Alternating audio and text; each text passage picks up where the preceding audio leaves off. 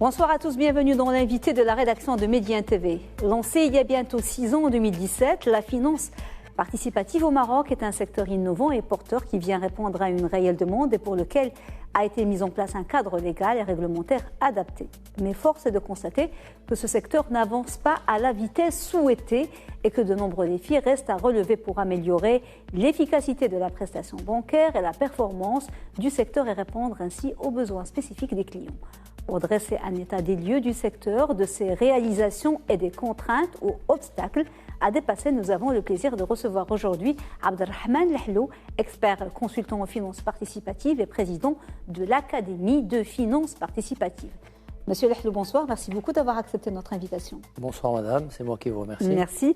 Alors je vous propose, monsieur Lehlou, de faire un peu de pédagogie et de commencer par expliquer au grand public ce que c'est la banque ou la finance participative et ce qui la différencie de ce qu'on appelle les banques conventionnelles.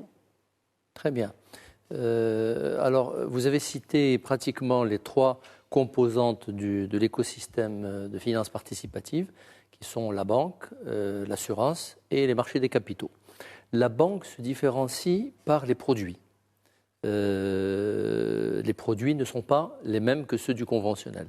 Et à la base, l'alternative qui est offerte par la banque participative consiste principalement, je dis, à acheter pour le compte du client et lui revendre des biens tangibles, qu'ils soient des actifs ou qu'ils soient de la marchandise ou qu'ils soient des produits de consommation ou qu'ils soient même des services, bientôt c'est possible, par ce qu'on appelle la murabaha, puis les lui revendre. Disons, l'interdit relève du fait que l'argent ne doit pas produire de l'argent. Il faut que ça passe, que ce soit adossé à un actif tangible. Même si, sur le plan de l'apparence, le résultat pour le client, à l'échelle microéconomique, peut être le même, oui. Ce qui est visé, c'est que dans la vision et dans la dimension macroéconomique, il n'y ait pas, disons, de déconnexion entre la sphère financière, avec de l'argent qui produit de l'argent et qui tourne très vite, et la sphère économique de l'autre. Donc, très souvent, les gens vous disent c'est du maquillage, ce n'est pas suffisamment différent, mais ils ne comprennent pas que la finalité du législateur est dans le macroéconomique. Le client, in fine, ou l'entreprise, est-ce qu'elle est gagnante sur quel plan elle est gagnante? Est-ce que, parce qu'il y a aussi des taux, est-ce que les taux sont inférieurs? Parce que ce n'est pas toujours le cas, parce qu'il y a des expériences où on voit les gens migrer tantôt vers le participatif, tantôt vers le conventionnel, en fonction du taux. Alors sur le plan pécuniaire, aujourd'hui, les taux de rémunération de la murabaha se sont véritablement alignés sur les taux d'intérêt du financement des banques conventionnelles, que ce soit le CMTR ou là, les facilités de caisse, etc. Sur le plan disons de la forme du financement, il y a aussi un gain pour le client, surtout pour les TPME. Les TPME aujourd'hui sont conscientes qu'en s'adressant à une banque participative, premièrement, elles ne vont pas mettre le doigt dans un engrenage indéfini et interminable de succession, de facilités de caisse, d'escompte, etc. Elles vont simplement lever un financement lorsqu'elles auront besoin réellement de le transformer en équipement ou en marchandise ou en actif. Donc il y a une meilleure maîtrise de leur politique d'endettement. De plus, il y a quelques petits avantages. La murabaha stipule que lorsque la banque achète pour le compte du client et lui revend à un prix définitif, non révisable. Et elle échelonne sur un certain nombre donc, d'échéances le paiement de cette dette. S'il y a un retard de paiement occasionnel, il n'y a pas d'intérêt intercalaire. Ça ne le coûte pas plus cher. Donc il y a des petits avantages qui différencient véritablement cette finance, disons cette banque participative du financement. Mais il n'y a pas que ça. Il y a également des financements par partage des pertes et des profits qui s'appellent la musharaka et la mudaraba. Elles sont prévues par la loi. Elles n'ont pas encore démarré parce que le législateur a voulu d'abord lancer la murabaha qui est plus familière pour la population. Puis ensuite viendront ces formes de financement qui n'existent même pas dans le conventionnel. Quand vous parlez de partage des pertes et de profits, ça veut dire quand l'entreprise perd, la banque perd aussi et réciproquement. Voilà. Ça veut dire qu'elle n'est pas gagnante parce que les banques conventionnelles, elles sont toujours gagnantes. Ben oui, bien entendu, parce que les revenus sont prédéterminés, des garanties sont là pour éponger les éventuelles pertes, alors que ce compartiment de la banque participative qui est la Musharaka et la Mudaraba ressemble beaucoup plus au capital investissement. On finance par le haut du bilan, on prend carrément de l'equity, c'est-à-dire des actions, temporairement, puis on les revend pour réaliser des dividendes et réaliser des plus-values de cession par la suite. Mais bien entendu, si l'entreprise perd, la banque perd aussi. Mais attention, le grand avantage, le grand plus, c'est que la banque, quand elle investit ses fonds en capital dans une société qu'elle finance, elle y met la main. Elle est hands-in, elle aide l'entreprise à bien gérer et à dégager du vrai résultat. Parce qu'on a c'est une dimension participative. On a du mal à imaginer une banque accepter Bien entendu, elle ne va aller que dans des projets où elle peut créer de la valeur et garantir, disons, quand même de fortes chances de réaliser. D'où, je dirais, une plus grande, c'est pas une ingérence, mais un engagement dans le projet. Oui, c'est un appui. C'est un appui qui est fort recherché et apprécié par beaucoup de TPE et des TPE. Mais ça n'a pas encore démarré. Aujourd'hui, pour vos téléspectateurs, ce qui est là aujourd'hui, c'est les produits de dette qui sont la Murabaha. Bientôt, le leasing va démarrer. Il y a aussi le Salam, qui est une forme très originale qui consiste à financer la trésorerie de l'entreprise ou le fonds de roulement de l'entreprise en lui achetant une production ultérieure. C'est-à-dire qu'une entreprise va produire dans 6 mois un bien où le prix est déterminé, la quantité est déterminée, la banque l'achète, le paye immédiatement et attend la livraison à la fin de la période. Et elle donne mandat au client pour le vendre pour son compte et la rembourser. Donc il y a beaucoup de formules qui aujourd'hui la différencient de la finance conventionnelle. Alors, dans l'assurance, la différence n'est pas dans le produit, elle est dans la gouvernance. Les produits sont les mêmes. Les produits seront les mêmes, contrairement à... C'est-à-dire qu'on va assurer des bâtiments, on va assurer la vie, c'est-à-dire, disons, en cas de décès, une couverture pour les ayants droit, on va assurer les risques incendie exactement de la même façon. Sauf que la gouvernance de la société ne doit pas être commerciale. Il faut que ce soit une société qui appartient, ou disons un fonds qui appartient aux sociétaires ou aux participants, de telle sorte que la prime que verse le bénéficiaire est une donation conditionnée par un partage éventuel des excédents techniques et financiers, si excédent il y a. Donc, dans la compagnie d'assurance, dans le Takaful, la compagnie d'assurance ne fait que gérer un fonds pour le compte des sociétaires ou des participants. Et pourquoi ? Parce que l'interdit en matière d'assurance est un interdit contractuel. Dans un contrat, il ne peut pas y avoir une asymétrie entre ce que je paye et ce que je vais recevoir en contrepartie. Alors, il ne doit pas y avoir de flou. Là, pour l'assurance, ça existe déjà. Oui, ça a été lancé. Est-ce qu'il y a déjà eu des cas d'excédent où C'est trop tôt. C'est trop tôt. C'est trop tôt Parce encore. que nous, ce qu'on sait, c'est que les assureurs sont toujours gagnants et on cotise toute notre vie. Et quand il y a un pépin, l'assurance cherche à minimiser l'indemnisation, bien sûr, pour maximiser le profit. Absolument. Parce qu'en fait, ce sont des compagnies qui sont basées sur un contrat commercial où il faut naturellement maximiser le profit et tous les excédents reviennent aux actionnaires, alors qu'ici les excédents reviennent aux sociétaires. Bon, sur le papier, ça paraît vraiment... Ça marche ailleurs dans le monde. Ça paraît très beau. Il suffit qu'il y ait quelques années il faut des années de recul, parce qu'on voit que pour le moment, ce n'est pas encore la vitesse de croisière. Alors on va parler un petit peu chiffres pour savoir ce que ça représente, ce que ça pèse dans l'écosystème financier. Quel est le pourcentage aujourd'hui de la finance participative dans le secteur bancaire marocain ? Combien d'agences disposent-elles ? Et est-ce que vous avez une idée, plus ou moins, des comptes bancaires et des dépôts des ressources ? Combien elles représentent ? On va commencer déjà par planter le décor, le panorama. Sur le plan bancaire, il y a 8 banques participatives et fenêtres, 5 banques et 3 fenêtres. Il faut y rajouter une fenêtre de garantie du participatif qui relève de l'État, qui est l'ancienne CCG et qui s'appelle Tamwilcom aujourd'hui. Sur le plan des assurances, il y a 4 compagnies d'assurance Takaful. Ce sont des compagnies qui gèrent des fonds de sociétaires, c'est ça la particularité, on le disait tout à l'heure, pour le Tekafoul. Et il y a également une fenêtre qui fait de la réassurance qu'on appelle Ritakafoul. C'est une entreprise d'ailleurs publique. Et puis sur le marché des capitaux, il y a 3 sociétés de gestion des fonds de titrisation qui sont autorisées à créer, émettre et gérer des soukouk conformes à la charia. Et l'une d'elles est celle qui a piloté. Voilà. Et l'une d'elles est celle qui a piloté le premier soukouk souverain que l'État a émis en 2018. Voilà le décor. Maintenant, les chiffres. Pour répondre à vos questions, il y a 189 agences en date de fin 2022. Par exemple, hier, j'étais à l'inauguration d'une agence additionnelle. Donc, tous les jours, vous avez des banques qui créent des agences additionnelles. Ça représente que 3% du réseau marocain, mais ce sont quand même, les banques conventionnelles ont 60-70 ans d'âge derrière elles, alors que celles-ci n'ont que 6 ans. Mais c'est un bon chiffre. Le chiffre des comptes bancaires est aussi encourageant. Il est en forte progression. Il a atteint 182 000 comptes bancaires, bien qu'il ne représente que 1% du total.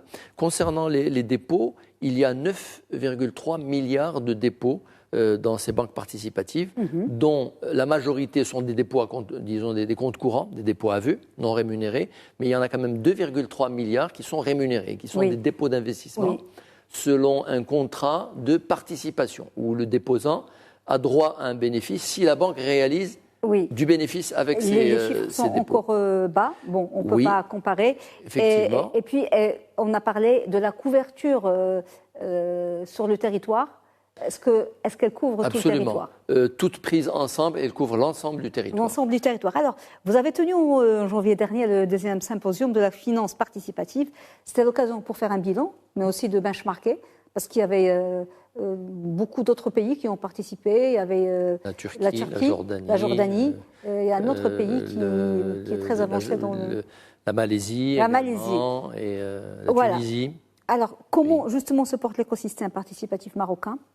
Vous avez donné des chiffres, 6 ans après son lancement, on voit que c'est que le début. Et où en êtes-vous des objectifs fixés ? Parce que quand vous nous expliquez le principe, on se demande pourquoi, même si c'est que 6 ans, ce modèle-là ne rencontre pas plus de succès. Alors, vous ne m'avez pas laissé terminer les chiffres. Désolée. Mais en les terminant, vous allez voir le succès. D'accord. J'avais commencé par les dépôts. Effectivement, les dépôts sont assez timides. Par contre, là où il y a un très fort taux de progression, qui a été pendant les premières années autour de 45 à 50% d'augmentation annuelle. Aujourd'hui, il est quand même encore à 30% d'augmentation, alors que le conventionnel est arrivé à maturation, c'est à 2 ou 3% par an. Et le total des financements qui a été accordé, c'est 23,6 milliards. C'est beaucoup plus aujourd'hui, ça c'est des chiffres de fin 2022, y compris les marges de Mourabaha. Alors bien entendu, le taux de couverture de ces financements par les dépôts est faible, il n'est que de 38%. Ça veut dire qu'il y a un grand engouement chez la population pour la demande de financement. Peu d'engouement pour le dépôt de l'argent. Et ça, c'est connu au Maroc. Un engouement pour les crédits. Alors, les crédits, ou disons les financements, se développent très bien. Il y a véritablement un grand succès. Mais ces banques ne trouvent pas sur la place des fonds gratuits, comme les autres banques, qui sont les dépôts à vue, pour pouvoir confortablement financer leur progression. Alors, qu'est-ce qu'elles font ? Elles ont recours à des augmentations de capital considérables. Il y a des banques qui sont à 1 milliard de dirhams de capital et qui ont fait des injections successives. Et elles ont eu recours, grâce à l'appui du Conseil des Ulama qui a donné l'autorisation, et à Banque al-Maghreb, à ce qu'on appelle la Wakala bil Istithmar.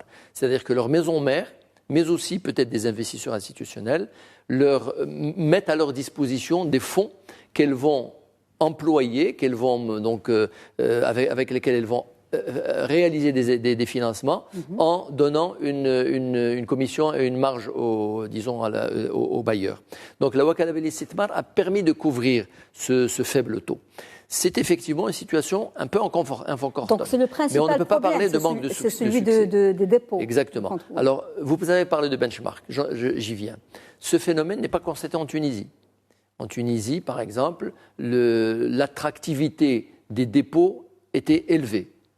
La différence peut-être, parce que nous avons reçu des experts, c'est que les banques Sharia compliant en Tunisie ont été dès le départ clairement affichés comme étant islamiques. Donc les gens se sentent en confiance et viennent déposer leur argent.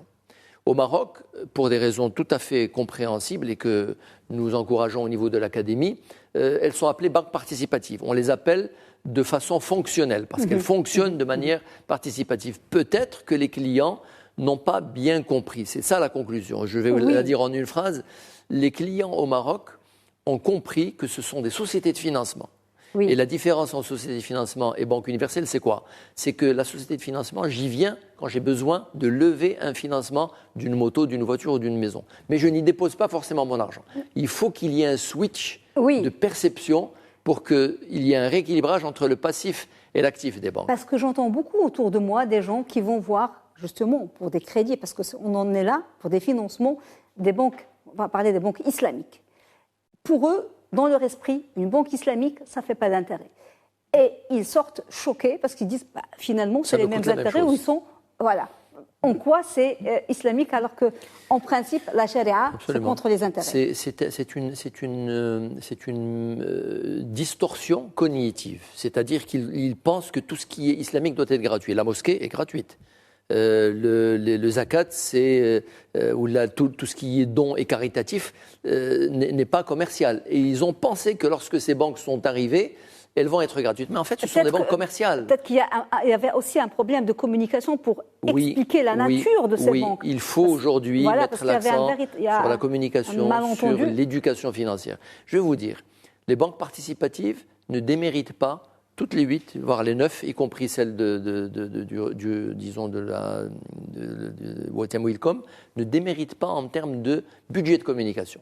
Mais aujourd'hui, dans la forêt de publicité et de support, quels que soient les budgets qu'elles y mettent, ce n'est pas suffisant. C'est pas assez. Donc ce qu'il faut, c'est peut-être de la communication de place, de la communication institutionnelle, que des émissions comme celle-ci, ou même pilotées par le ministère des Finances, de vulgarisation et d'éducation financière. Le salon, d'ailleurs. Voilà, le salon, son objectif, c'était ça. On a reçu du monde pour faire de l'éducation financière qui contribue à l'inclusion. Alors, il ne reste pas beaucoup de temps. L'inclusion est un grand chantier. Oui, il y a encore beaucoup d'axes. En 2021, le Wali de Mak el Maghreb avait déclaré que si le secteur des finances participatives traîne et qui n'avance pas très vite, c'est en partie lié au choix des managements des établissements participatifs. Partagez-vous cet avis? Il ne l'a pas dit comme ça, déjà. Il a dit que certaines banques... Oui, bon, moi j'ai repris ses propos. C'était un commentaire après le conseil d'administration d'il y a 2 ans. Certaines banques, effectivement, n'ont pas beaucoup grandi. Peut-être que c'est pour moi, en tant qu'expert et observateur, c'est autant une question de loupé stratégique que de management. Bon, mais certaines seulement. Les grandes sont en train de caracoler et de se faire concurrence, de sorte même à constituer un oligopole. Et en termes de financement, sur le plan de l'immobilier par exemple. Oui, c'est l'immobilier qui marche, justement. Presque 10% des investissements immobiliers, des achats, sont faits par les banques participatives. Alors pourquoi l'immobilier, ça marche et que les autres secteurs restent embryonnaires et ils ont du mal à décoller? Parce que le Marocain aime beaucoup la pierre et il investit beaucoup dans la pierre et qu'il y avait un stock de prétendants à l'achat de leur maison qui était complètement bloqué par le fait qu'ils ne peuvent pas y aller parce qu'ils n'ont pas d'argent et quand ils vont à la banque, ils vont payer des intérêts et ils sont contre. Lorsque le marché s'est libéré enfin, eh bien, ils y sont engouffrés tous dans cette ouverture, dans cette niche. C'est pour ça qu'aujourd'hui, dans la Morabaha bancaire des banques participatives, il y a 87% de Morabaha immobilière. Et que ça couvre, comme je le disais tout à l'heure, 10%, presque 7 ou 8% des achats, des financements immobiliers. Mais le financement corporate de l'entreprise se développe beaucoup. Il a un taux de progression très élevé. Il est à peu près à 6 ou 7%. On finance des équipements d'entreprises, on finance des marchandises pour les entreprises. Vous savez qu'aujourd'hui, on peut même financer des promoteurs immobiliers, bien que le produit Stesna n'est pas encore tout à fait opérationnel, en leur achetant la matière d'œuvre. Vous êtes promoteur, on vous achète la matière d'œuvre et on vous la revend et vous financez disons la main-d'œuvre à votre niveau. Donc il y a une panoplie de produits qui font que le secteur D'accord, progresse bien. il nous reste 3 ou 4 minutes, on va essayer d'aborder les deux derniers axes qui sont importants. Le rôle joué par le fonds d'assurance Takaful et le modèle des capitaux, c'est ça, pour garantir l'intégrité et la stabilité du secteur. Est-ce qu'ils ont joué leur rôle? Est-ce que vous voyez le résultat? Est-ce que ça a changé à telle enseigne que le retard d'opérationnalisation du Takaful s'est fait ressentir. Les banques ont pris à leur corps défendant des financements sans garantie, sans couverture, pendant presque 4 ans et demi ou 5 ans. Mais lorsque le Takaful est arrivé, très vite, elles se sont employées à couvrir ces risques-là, des financements octroyés pour l'achat d'immobilier. Ça s'est passé dans de bonnes conditions. Je crois que 70% maintenant du retard et du stock a été couvert. Et aujourd'hui, ça va encourager et les banques à octroyer plus facilement des fonds de financement Murabaha acquéreurs et encourager aussi le citoyen à y aller parce qu'il sait que ses arrières sont protégées. Bon, c'est un secteur encore naissant, celui du Takaful, mais il est complémentaire et c'est ça l'avantage de l'expérience et de l'exception marocaine. C'est que nous avons élaboré un arsenal juridique peut-être pendant longtemps, de façon complexe et compliquée, mais aujourd'hui, il est tout à fait, disons, complet.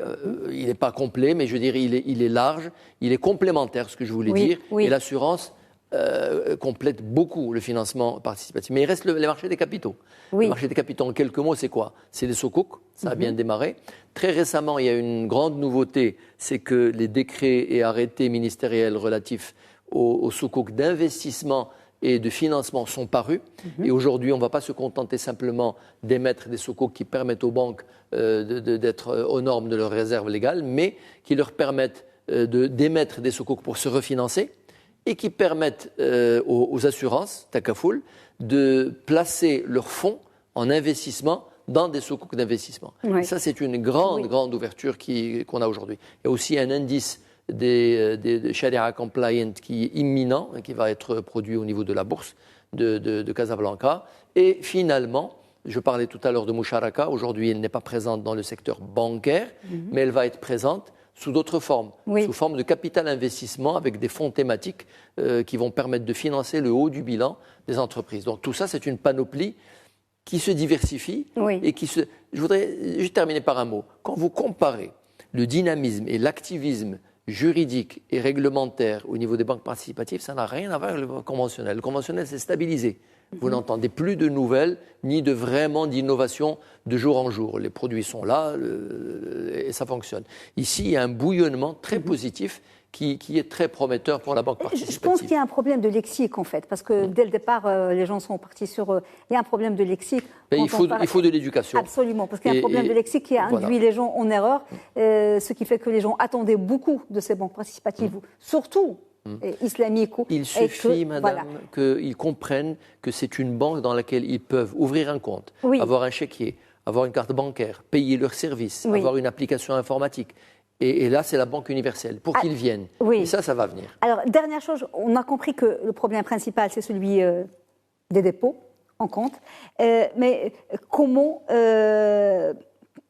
vous comptez optimiser, parce que vous êtes le président de l'Académie, comment vous comptez optimiser ces perspectives de développement pour plus d'efficacité, de performance et adapté aux besoins des clients, à part le dépôt qui est le nerf de la guerre, on l'a compris.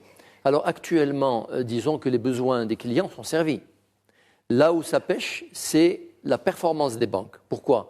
Parce que dans une situation naturelle, elles ont des ressources gratuites qu'elles obtiennent des dépôts à vue et les emplois à financer. Donc il reste une marge. Aujourd'hui, elles sont obligées d'aller chercher leurs ressources à prix coûtant, c'est-à-dire à un prix élevé. Donc ça réduit leur marge.